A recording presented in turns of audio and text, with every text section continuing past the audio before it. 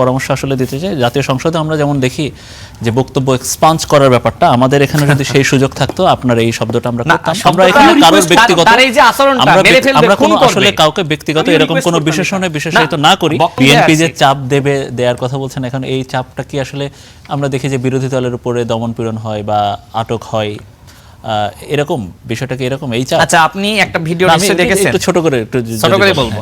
আজকে একটা ভিডিও নিশ্চয়ই দেখেছেন যে জামাত জোটের একজন এমপি হানজালা, তিনি বিএনপির একজন কর্মীকে এইভাবে হুমকি দিয়েছেন, এই মিয়া চুপ করেন, খেয়ে ফেলাবো।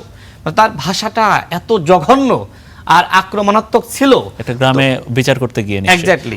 তো আমার কাছে মনে হচ্ছে যে আমরা ওই প্রসঙ্গে না যাই, আমার প্রশ্নের উত্তর একটু ছোট করে প্রশ্নের উত্তর দেব, আপনার প্রশ্নের উত্তর দেওয়ার জন্য এটা আনা।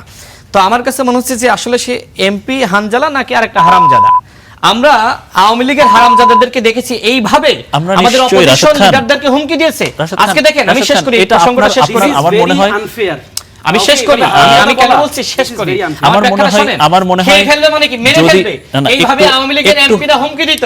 আজকে বিরোধী দল হয়ে তাদের এমপিরা সরকারি দলের লোকজনকে হুমকি দিচ্ছে, মানে তাদের আচরণটা এরকম যে বিএনপি ক্ষমতায় থেকেও বিএনপি ক্ষমতায় নাই, বিএনপি অপোজিশনে আছে আর ক্ষমতায় আছে আপনার এই জামাত ইসলাম। এমপিদের হুমকিটা দেখেন।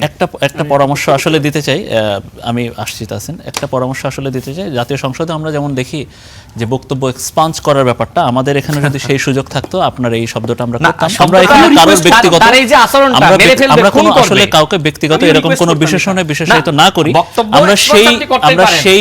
আমরা সেই জায়গাটি নিজেদের ব্যক্তিত্ব হিসেবে রাখি। খুব বেশি ভালোবাসায় বলার সুযোগ নাই। আমরা আসবো, মানুষকে হত্যা হুমকি দিচ্ছে, খেয়ে ফেলবে, আমরা আসবো।